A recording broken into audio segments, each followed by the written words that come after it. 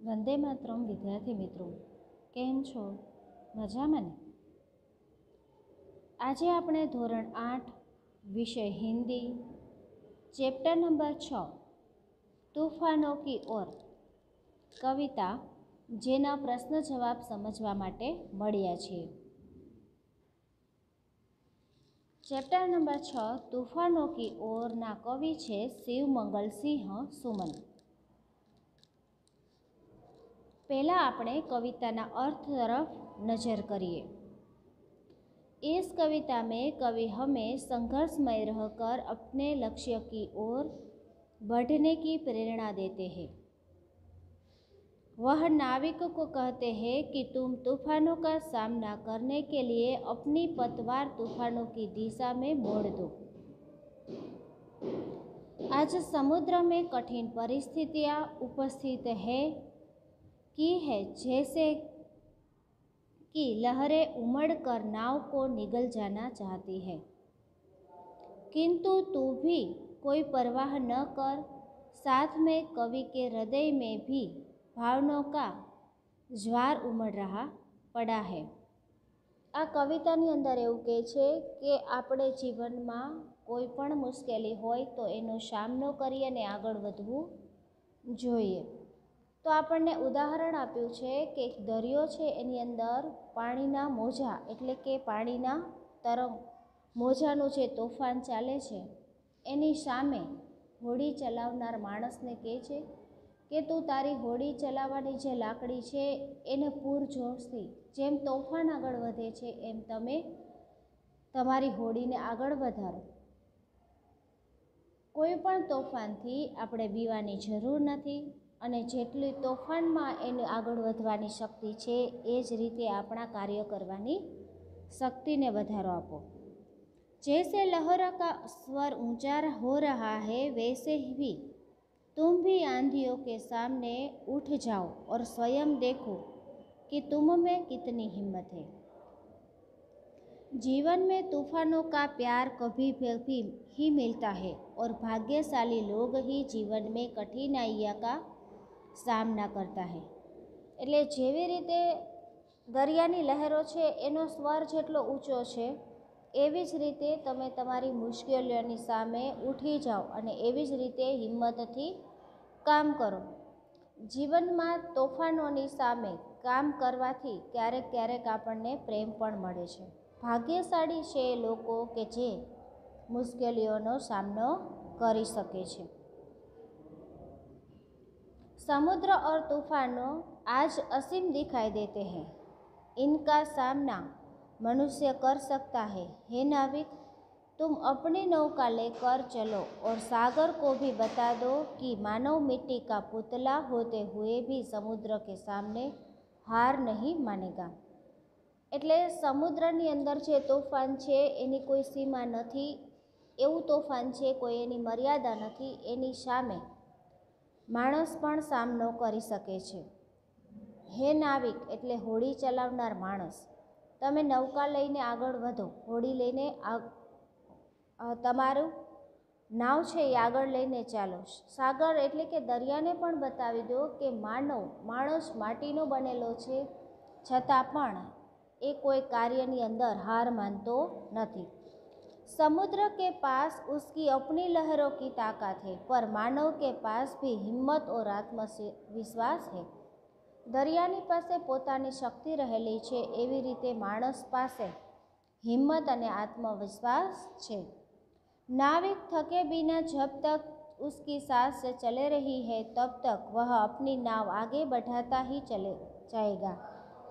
तुम अपनी हिम्मत और ताकत के सहारे 7 समुद्र पार किए हैं तो अपनी नाव के साथ इसी प्रकार आगे बढ़ते चलो। तुम अपनी पतवार तूफानों की ओर घुमा दो। नाविक छे ए पण थाक्या वगर पोतानुं काम करी सके छे अने नाव एटले के होड़ीने आगळ ने आगळ चलाव। तू पण तारी हिम्मत अने सतत मेहनत करीने 7 समुद्रने पार करीने આગળ વધતા રહો। તું પણ તારી પતવાર એટલે કે તારી જે હોડી ચલાવવાની લાકડી છે એના દ્વારા खूब हल्लेसा मार अने तोफाननी तरफ आगळ वधी जा। आ हतो मात्र काव्यनो अर्थ। चालो हवे आपणे जोईए प्रश्न नंबर 1 नो जवाब। तूफानों की ओर काव्य के कवि कौन है? विकल्प ए शिव सिंह, बी मंगल सिंह सुमन, सी शिव मंगल सिंह सुमन, डी शिव मंगल सिंह। तो जवाब आवशे सी शिव मंगल सिंह सुमन।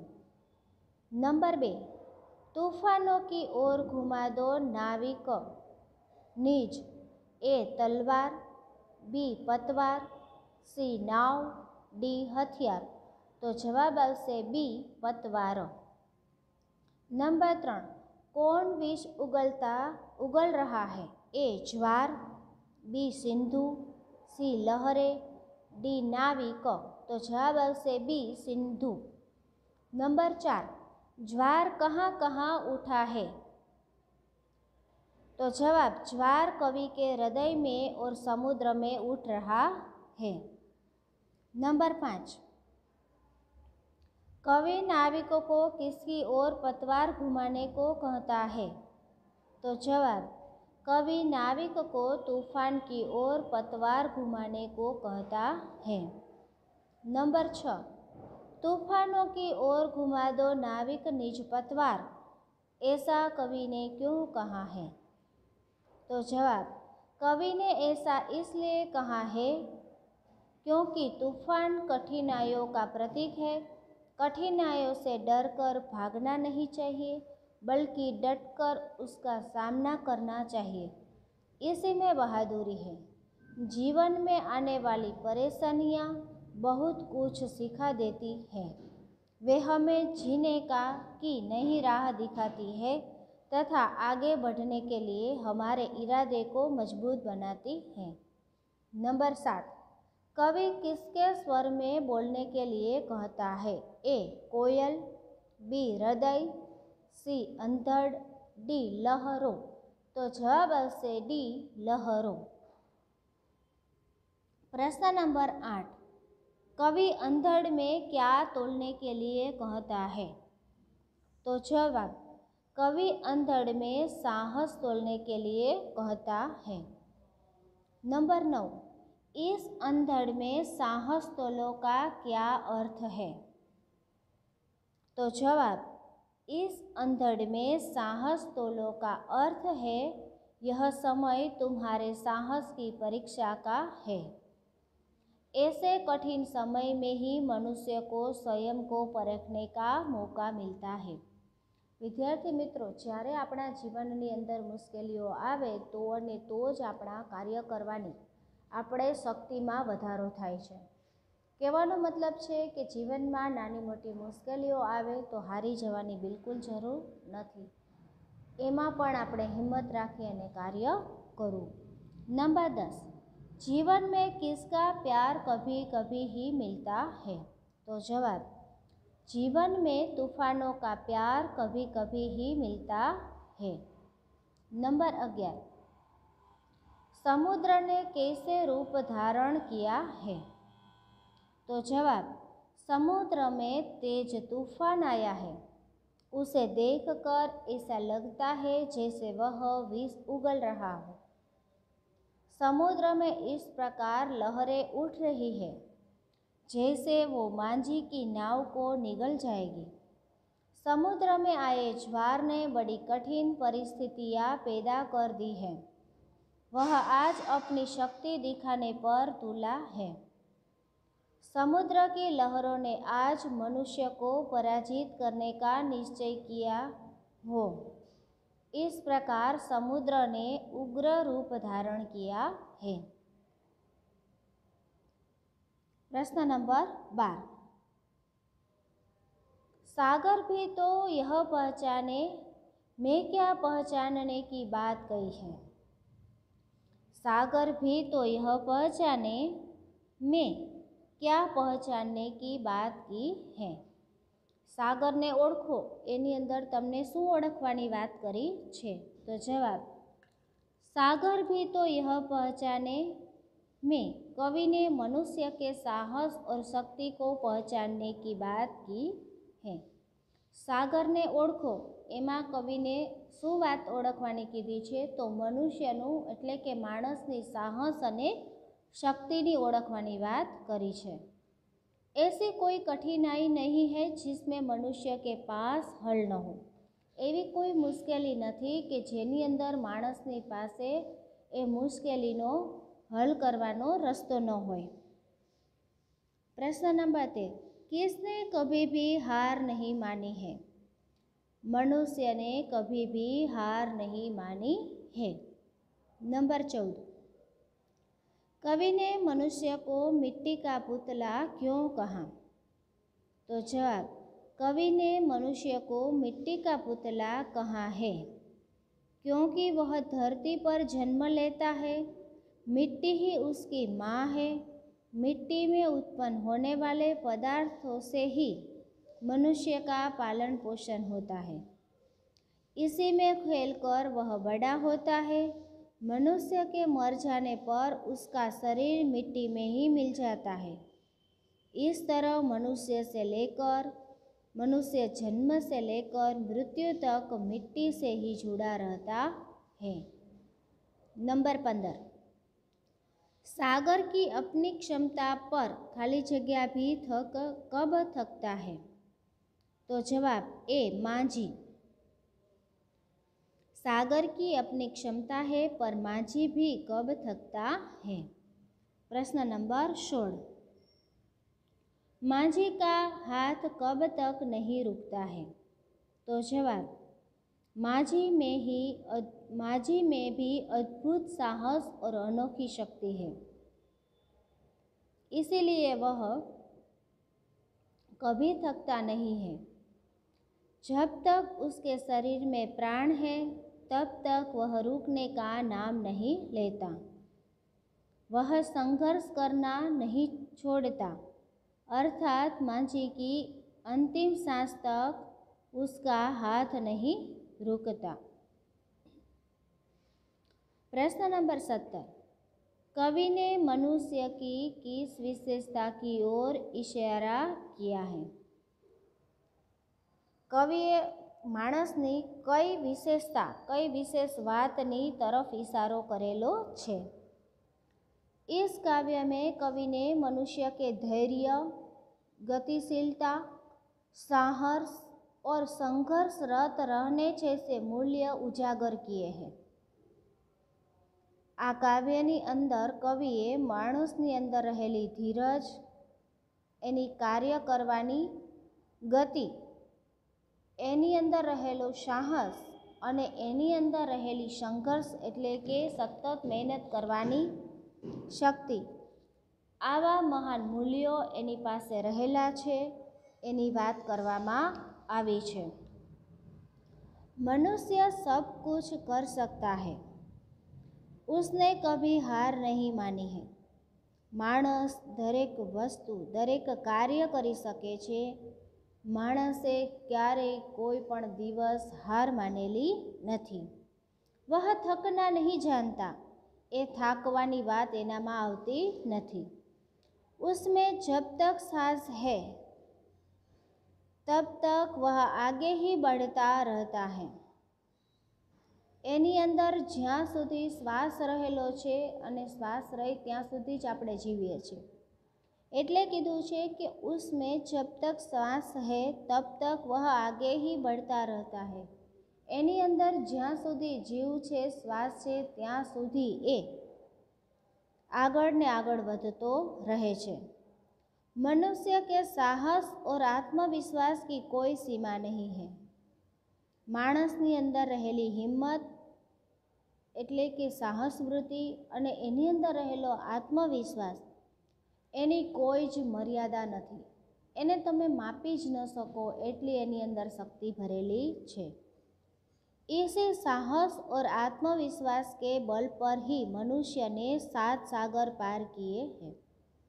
आ साहस छे, आ हिम्मत छे, आ एनामां आत्मविश्वास छे एटले ज पोतानी शक्ति द्वारा माणसे 7 समुंदर पार करी लीधा छे।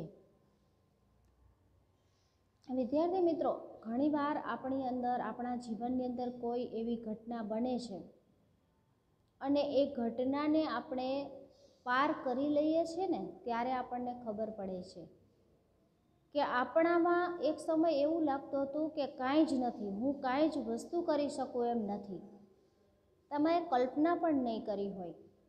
અને જ્યારે કોઈ ઘટના બને છે ત્યારે તમે ક્યારે કાર્ય પૂરું કરી લીધું એની તમને ખબર જ નહીં હોય.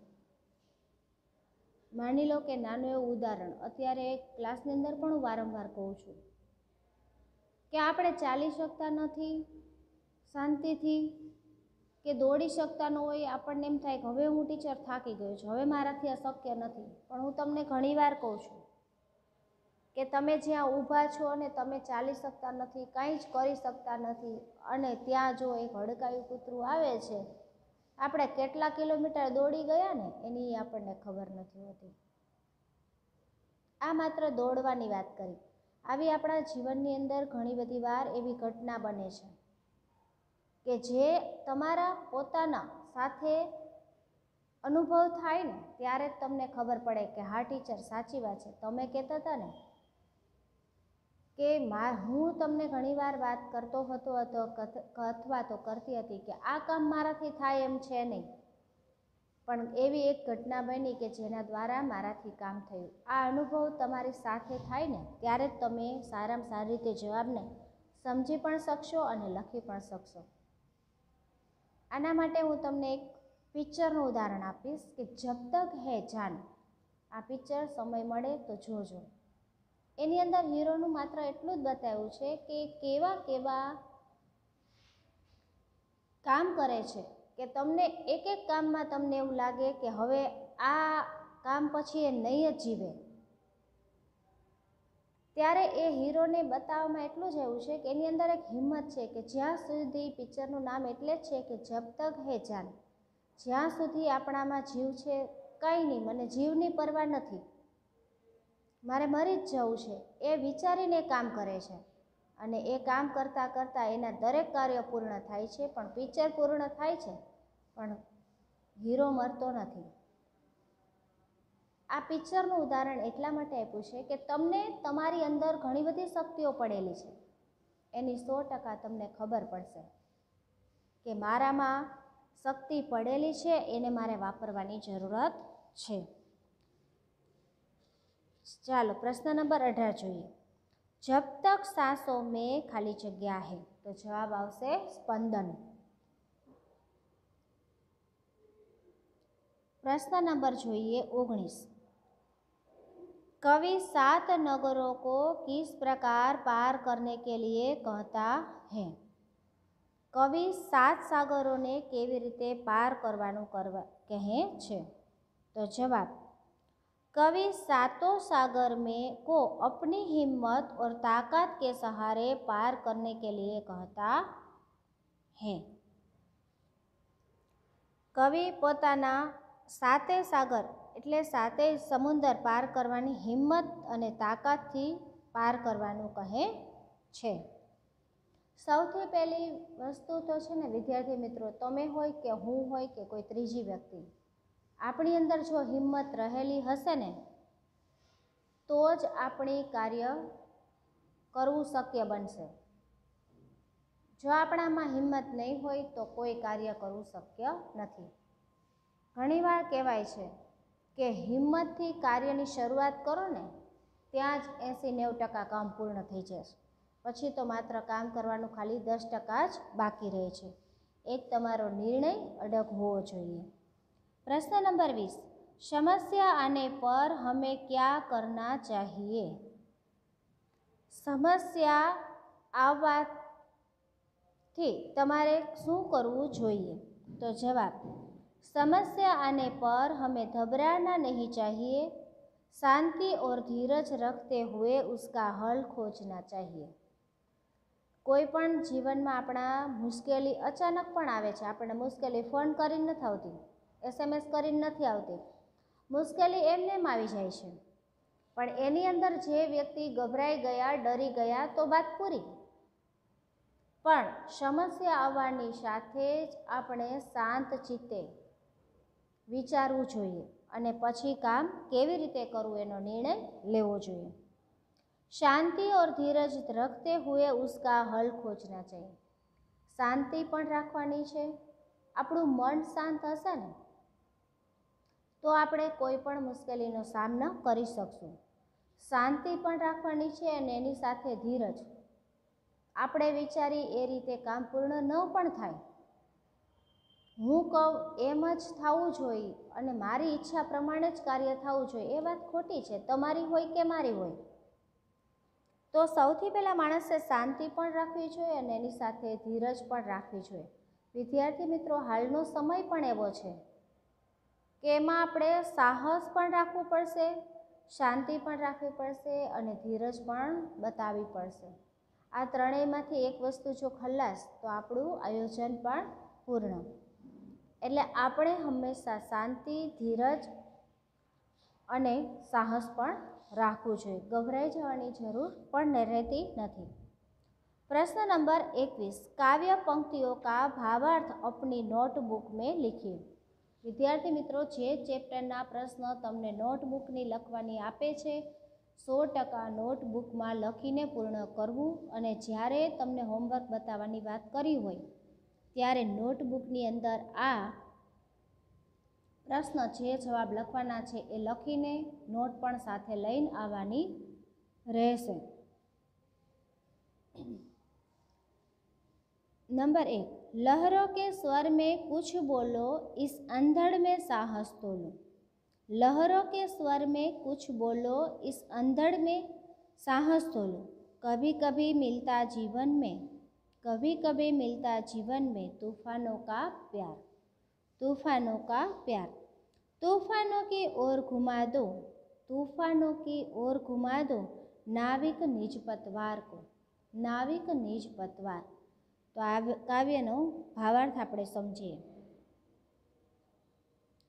जैसे लहरों का स्वर ऊंचा हो रहा है और उनका जोर बढ़ रहा है, वैसे ही तुम भी तैयार होकर आंधियों के सामने उठ जाओ और स्वयं देखो कि तुम में कितनी हिम्मत है। જેવી રીતે દરિયાના મોજા ઉછળે છે, જેટલા ઊંચા થાય છે એની શક્તિ વધે છે। તમે જ્યારે દરિયાના મોજા ઊંચા આવતા જોયા હશે ને તો ખબર પડે કેટલા બધા ઊંચા વધે છે। એવી જ રીતે તમે પણ તૈયાર થઈ જાઓ દરેક મુશ્કેલીઓની સામનો કરવા। તમે એકવાર વિચારો કે મારી અંદર ખૂબ શક્તિ ભરેલી છે, તું પણ તારી શક્તિને ઓળખ। ક્યારેક ક્યારેક તોફાનની સામે આપણને प्यार પણ મળે છે। जीवन में तूफानों का प्यार कभी कभी ही मिलता है। मुश्केलीનો સામનો કરવાનો ચાન્સ ક્યારેક જ મળે। જો રોજ કંઈ આપણે તૂફાનમાં નથી જીવવાનું, ક્યારેક ક્યારેક જ બને છે, ક્યારેક ક્યારેક જ આપણે મુશ્કેલીનો સામનો કરવો પડે છે અને જ્યારે મુશ્કેલીમાંથી સામનો કરી લીધા હોય ને ત્યારે પછી લોકોની વાહવાહ પણ સાંભળવા મળે છે। भाग्यशाली लोग ही जीवन में कठिनाइयों का सामना करते हैं। ભાગ્યશાળી એટલે નસીબદાર લોકો છે કે જેને જીવનની અંદર મુશ્કેલીનો સામનો કરવા મળે છે। એમને એમ જીવન જીવી જવાતું હોય ને એના ક્યાંય કોઈ વાતની અંદર ઉલ્લેખ ન થાય, પણ તમે મુશ્કેલીમાંથી કોઈ કાર્ય પાર કર્યું હોય ને ત્યારે 100% લોકોની અંદર તમારી ઓળખાણ ઊભી થાય છે। તમારી અંદર આત્મવિશ્વાસ પણ પેદા થાય છે કે મારી અંદર આ ખૂબ શક્તિ રહેલી છે। જ્યારે આપણે મુશ્કેલી બેઠી જ નથી તો આપણને ખબર જ શું પડે કે મારી અંદર આ શક્તિ છે। इसलिए हे मानव तू कठिनाइयों से डरे बगैर उसका सामना कर। એટલા માટે હે માણસ તું આ કઠિનાઈ એટલે મુશ્કેલીઓનો સામનો વગર બીકે, ડર્યા વગર કર। नंबर 2, यह असीम निज सीमाएं जाने, यह असीम निज सीमाएं जाने सागर भी तो यह पहचाने। यह असीम निज सीमाएं जाने सागर भी तो यह पहचाने। मिट्टी के पुतले मानव ने कभी न हार मानी है। तूफानों की ओर घुमा दो नाविक निज पतवार को, तूफानों की ओर घुमा दो नाविक निज पतवार को। एनो जवाब જોઈએ, समुद्र और तूफान समुद्र और तूफान आज असीम दिखाई देते हैं, इनका सामना मनुष्य कर सकता है। हे नाविक, तुम अपनी नौका लेकर चलो और सागर को भी बता दो कि मानव की मिट्टी का पुतला है, पर समुद्र के सामने हार नहीं मानेगा। मनुष्य ने कहीं भी अपनी हार नहीं मानी, इसलिए हे मानव, तू कठिनाइयों से डरे बगैर उसका सामना कर। સમુદ્રની અંદર જેમ તોફાન છે એની કોઈ સીમા નથી, એવી જ રીતે મનુષ્ય એનો સામનો પણ કરી શકે છે। હે નાવિક એટલે હોડી ચલાવનાર માણસ, તું પણ પોતાની હોડી લઈને આગળ ચાલ અને દરિયાને પણ બતાવી દે કે માણસની અંદર કેટલી શક્તિ ભરેલી છે। આ માણસ માટીના પૂતળાનો બનેલો છે, પર આ દરિયાને પાર કરવાની, એને સામનો કરવાની ક્યારે હિંમત નહીં હારે, હાર પણ नहीं माने। મનુષ્યને भी अपनी हार नहीं मानी, માણસે પણ ક્યારેય હાર માની નથી। इसलिए हे मानव, तू कठिनाइयों से डरे बगैर उसका सामना कर। એટલે હે માણસ, તું પણ ડર્યા વગર તારી મુશ્કેલીઓનો સામનો કર। તો વિદ્યાર્થી મિત્રો, આ કાવ્યની અંદર આપણને ખૂબ સારી સમજૂતી આપી છે। એ દરેક સમજૂતી સાથે પ્રશ્ન અને જવાબ પણ મુખપાઠ કરવાના રહેશે। આજે આપણે પ્રશ્ન નંબર 1 થી 21 સમજ્યા, જે આપણે લખી અને મુખપાઠ કરવાનો રહેશે।